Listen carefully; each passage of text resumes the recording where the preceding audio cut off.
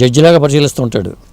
అన్ని విషయాలు సూక్ష్మంగా లోపలికి వెళ్ళి, ఎందుకంటే అబైస్ అంటే అఘాతం, కేతు అఘాతంలోకి వెళ్తాడు, రాహు ఊర్ధ్వంకి వెళ్తాడు, ఇతను కిందకి వెళ్తాడు,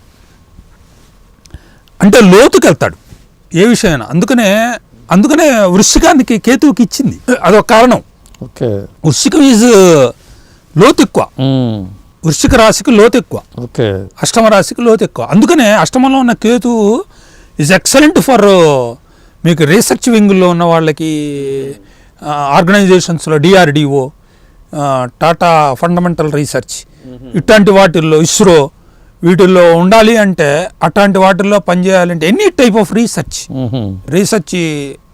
డేటా సైన్స్ దానిలోకి వెళ్ళాలి అంటే కేతు బాగుంటే ఇచ్చినంత రాహు ఇవ్వలేడు.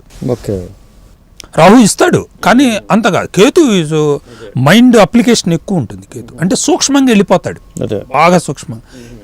ఇప్పుడు న్యాయశాస్త్రంలో సూక్ష్మంగా వెళ్ళి ఒక కేసుని డీల్ చేయాలి అంటే కేతువు.